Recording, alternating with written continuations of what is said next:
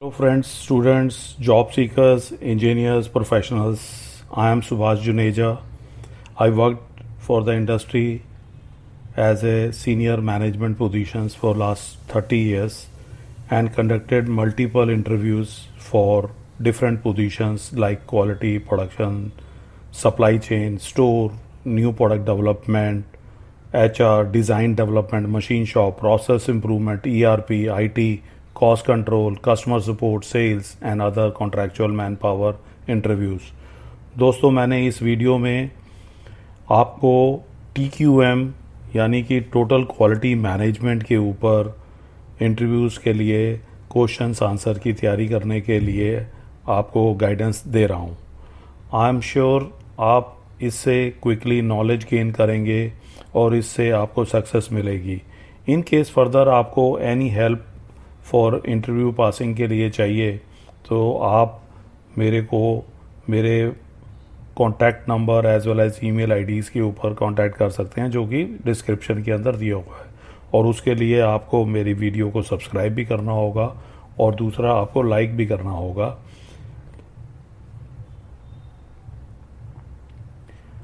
दोस्तों, इंटरव्यू की सक्सेस आपके पास जो सक्सेस मंत्रा जो मैं हमेशा कहता हूँ, it's a combination of knowledge plus preparation plus effective communications.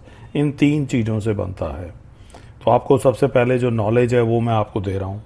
इसके लिए आपको प्रिपरेशन करनी है और आपको अपना इफ़ेक्टिव कम्युनिकेशन करना है. और इफ़ेक्टिव कम्युनिकेशन दोस्तों, जब आपके पास नॉलेज होती है और अगर आपने प्रिपरेशन अच्छी कर रखी होती है तो आपका इफ़ेक्टिव कम्युनिकेशन होता है. और इस पूरे कंप्लीट सेटअप को मैं 7 पार्ट में बांटता हूँ, जिसमें सबसे पहला पॉइंट आता है कि आपको अंडरस्टैंड करना है बेसिक QMS के बारे में. QMS is a quality management system के बारे में. दूसरा स्टेप आता है prepare some common interviews questions. हालांकि मैं आपको कई कॉमन क्वेश्चंस वगैरह आपको दे रहा हूँ जिससे आपको सक्सेस श्योर शॉट है, बट फिर भी आपको भी और भी सर्च करके आपने प्रिपरेशन करनी है जो कि कॉमन क्वेश्चन आंसर्स हैं. उसके बाद में आपको डेमोस्ट्रेट करना है. जब आप इंटरव्यूज़ में जाते हैं, you have to demonstrate your skill. And then fourth is understand the quality QMS systems. Before going to any interview आपको एक बारी उस कंपनी जिस कंपनी में आप जा रहे हैं उसका क्वालिटी मैनेजमेंट सिस्टम के बारे में थोड़ा पढ़ के जाना चाहिए. Fifth is prepare for technical and behavioural questions also. See sometime आपकी नॉलेज QMS वाला क्वालिटी के अंदर अच्छा है, लेकिन कई बारी क्या होता है कि आपको behavioural as well as technical question भी पूछे जाते हैं, उसकी तैयारी करनी चाहिए. उसके बाद में आस्क इंसाइटफुल क्वेश्चंस आल्सो. अब जब आप इंटरव्यू देने जाते हैं तो आप इंटरव्यूअर से पूछ सकते हैं कि what is your quality system, what is your quality management system, can we ask. So आप इस तरह के क्वेश्चन पूछ सकते हैं. और show your enthu as well as your professionalism also when you are giving the interview to a interviewer. Okay दोस्तों, अब स्टार्ट करते हैं हम अपना technical interview quality management system के अंदर. पहला जो पॉइंट आता है TQM, डिफाइन TQM. तो इसको डिफाइन करने के लिए मैंने इसको पूरी डिटेल में समझाया है, बिकॉज एक ये सिंपल आपको TQM की फुल फॉर्म नहीं देनी है.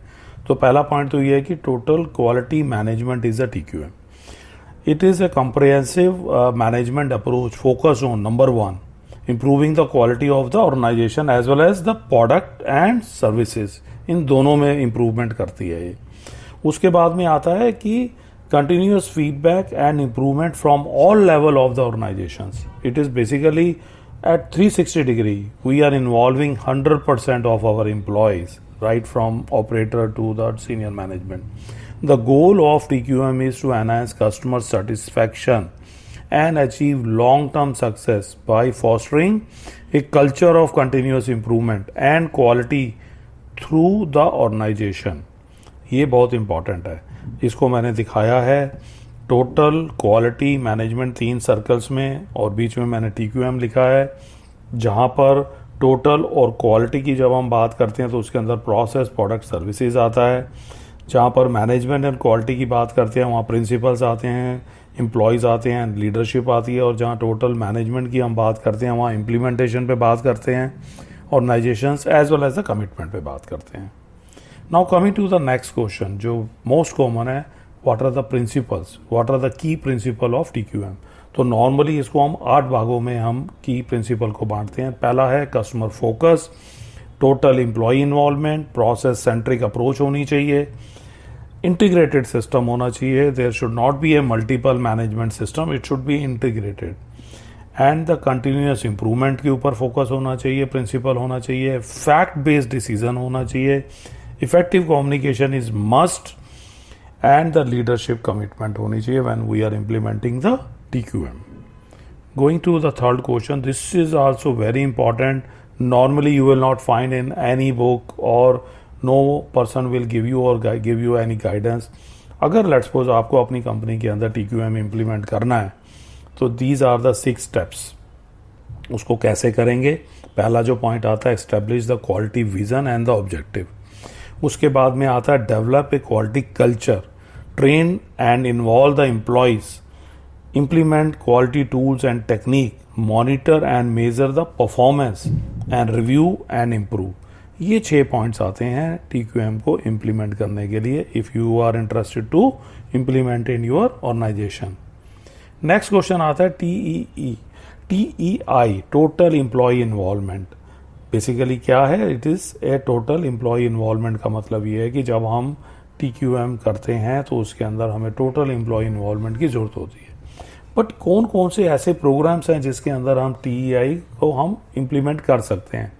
ये मैंने एग्जॉस्टिव 14 पॉइंट्स की लिस्ट बनाई है, जिसके अंदर अगर आप ये करते हैं तो इसके अंदर TEI रिफ्लेक्ट होता है, जैसे कि quality circle, employee suggestion program, cross functional team, training and development programs, empowering initiatives, recognitions and reward system, employee involvement survey, kaizen events, इसको काइजन भी कह सकते हैं, job enrichment and rotation, open communication channels, quality improvement workshops, team based problem solving, employee involvement in the goal setting, feedback and the review meetings. इस सब में आप total employ involvement engage कर सकते हैं।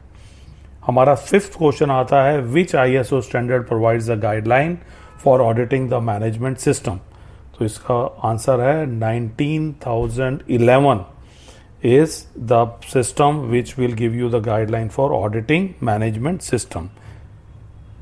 6th क्वेश्चन है, objective of work study to improve किसके लिए होगी? ये प्रोडक्टिविटी इंप्रूवमेंट के लिए होगी।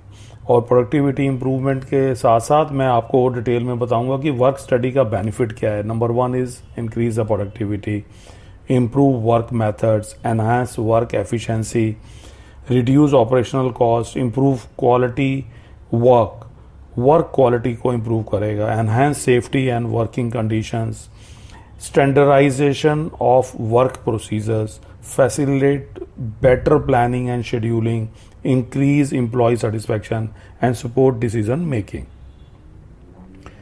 ये बहुत इंपॉर्टेंट है ASQ। नॉर्मली आधे से ज़्यादा लोग जानते नहीं है कि ASQ क्या होता है। ASQ की फुल फॉर्म है अमेरिकन सोसाइटी ऑफ क्वालिटी। ये एक प्रोफेशनल एसोसिएशन है जिसके अंदर हम लोग ये फॉलोइंग एक्टिविटीज़ करते हैं। इसमें क्या की एक्टिविटीज़ हैं? सर्टिफिकेशन प्रोग्राम ये लोग करते हैं, जिसमें CQA करते हैं ये लोग, CSSB भी करते हैं, ब्लैक बेल्ट है 6 सिग्मा का, और सर्टिफाइड क्वालिटी इंजीनियर के लिए भी ये लोग सर्टिफिकेशन करते हैं।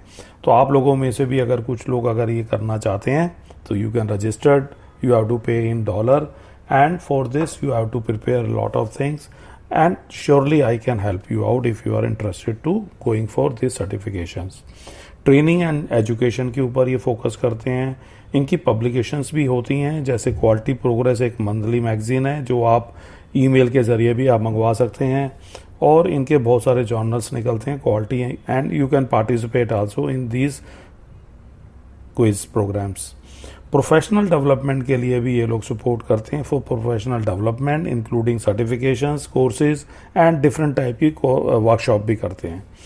रिवार्ड एंड रिकग्निशंस भी ये लोग बढ़ चढ़ कर आगे बढ़ते हैं। Now coming to TQM, supplier treated as, this is a question. So always suppliers को TQM के अंदर एक पार्टनर की निगाह से देखा जाता है। So क्यों देखा जाता है? Because the quality of supply is crucial in delivering a good quality product. So it is important कि हमारे जितने भी suppliers हैं we should treat them as our partner. Ninth question है, the upper specification limit of a product is 30.05, lower limit मैंने दी हुई है 29.95, इसका स्टैंडर्ड डेविएशन म्यू जो वैल्यू है दैट इज 0.25. आपको सीपी वैल्यू निकालनी है. CP value is basically a process capability index. तो इसका फार्मूला मैंने इसमें दिया हुआ है, उस फार्मूले के अंदर आप पुट करेंगे तो आपका आंसर आता है 0.067. So normally these type of CPs are widely utilized in the product design phase as well as in the pilot production phase. Coming to 10th question, what do you understand by inspection conducted on all non-reworkable jobs prior to their movement to scrap yard? जो items जो non रिवर्केबल हैं, jobs जो non रिवर्केबल हैं, तो उसे हम क्या कहते हैं? सॉल्वेजिंग या सॉल्वेज इंस्पेक्शन कहते हैं. इसको मैंने थोड़ा और डिटेल में बताया है कि इसके steps. So there are 5 steps. Initial evaluation, उसके बाद में डिटेल इंस्पेक्शन, उसके बाद में analysis, reporting and then decision making.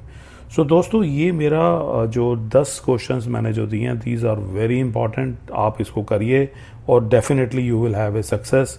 और further if you need any help you can contact me as earlier I told you. और एक लाइक एज वेल एज आपको सब्सक्राइब भी करना ज़रूरी है, because there are multiple training programs which is very useful for you. Thank you.